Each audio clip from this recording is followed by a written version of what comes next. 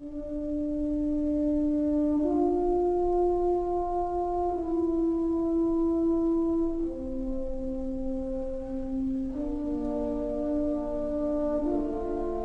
each passing month, our country's faced increasingly difficult times.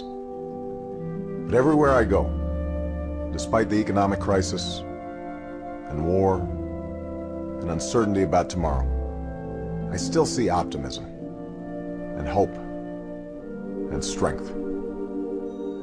We've seen over the last 8 years how decisions by a president can have a profound effect on the course of history and on American lives. But much that's wrong in our country goes back even farther than that. We've been talking about the same problems for decades, and nothing is ever done to solve them. This election's a defining moment, the chance for our leaders to meet the demands of these challenging times and keep faith with our people. For the past 20 months, I've traveled the length of this country, and Michelle and I have met so many Americans who are looking for real and lasting change that makes a difference in their lives.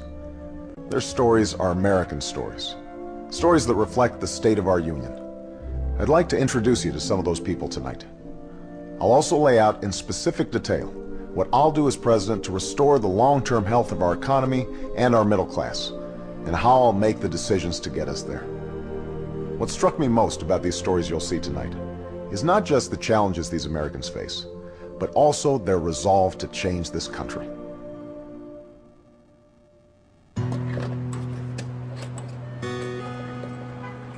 Rebecca Johnston is all about her family. Brian, me, Nathan, Marley, Ethan, Gabriella, Tallulah, and Jake.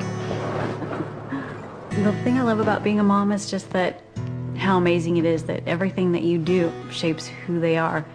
Okay. That's like molding putty in your hands, and you just want to make sure you do the right thing every day. And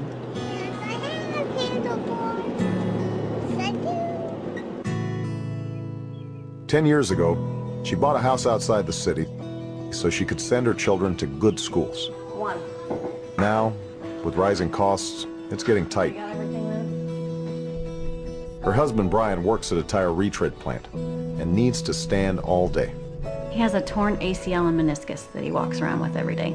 He was going to have the surgery in June, but we couldn't really afford for him to get the disability pay. And so they put off the operation to take care of other things. This is where our snacks would go. Gabriella, and then Nathan, and then my husband and I, and my daughter, and Ethan, my son. If they know that this is it for them for the whole week, then they will make it last longer. I think everybody feels the same way, that they'd like to see an end in sight to all the worry and the chaos of everyday living, trying to make ends meet. Okay, how much are we bringing in this week?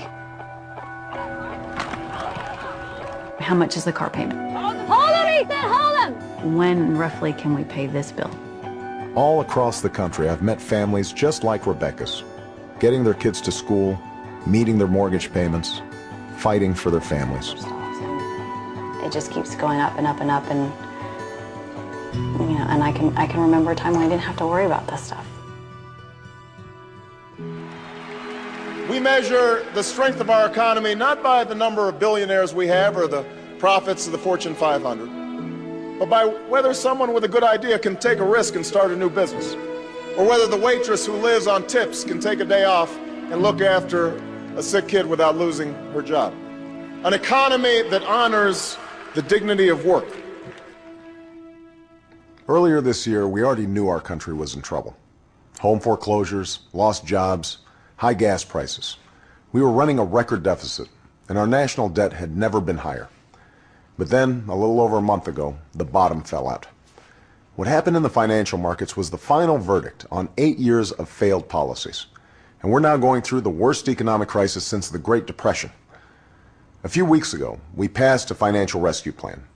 It's a step in the right direction, and as president, I'll ensure that you, the taxpayers, are paid back first. But we also need a rescue plan for the middle class, starting with what we can do right now that will have an immediate effect. As president, here's what I'll do. Cut taxes for every working family making less than $200,000 a year. Give businesses a tax credit for every new employee that they hire right here in the U.S. over the next 2 years, and eliminate tax breaks for companies that ship jobs overseas. Help homeowners who are making a good faith effort to pay their mortgages by freezing foreclosures for 90 days. And just like after 9/11, we'll provide low-cost loans to help small businesses pay their workers and keep their doors open. None of that grows government. It grows the economy and keeps people on the job. This is what we can do right now to restore fairness to the American economy and fulfill our commitments to the American people. The company I worked for went broke. Before they went down, they used $19 million from the retirement. And when they closed up, I should have gotten about $1,500 a month from retirement. Right. I only ended up with $379 a month. You earned your pension. You earned it. It wasn't a gift. You gave up wages so that money could be set aside for your retirement. Time and time again, what we're seeing is companies who owe their workers retirements, pensions, shedding those obligations. When you make a commitment to workers at a company, those aren't idle promises. Those are promises that should have the force of law. Thank you. Americans, they don't expect government to solve all their problems. They're not looking for a handout. If they're able and willing to work, they should be able to find a job that pays a living wage. They should be able to retire with some dignity and some respect. Think of this. Barack Obama is going to be a Democrat in the presidency who actually cuts taxes. But he's going to cut taxes for the people who really need a tax cut. He's going to cut taxes for the struggling families. And he's going to do that while holding accountable those companies that take advantage of tax breaks in order to send jobs offshore and to other countries. I don't know if it's that common sense Midwestern way of getting things done, but Barack Obama has Kansas roots, and he really has a plan to put us back on track and help us move forward. The challenges before us now are big. What we need are big solutions and big thinking. And Barack Obama is a problem solver who thinks big. It's a once-in-a-generation kind of leadership, and that's what Barack is offering us.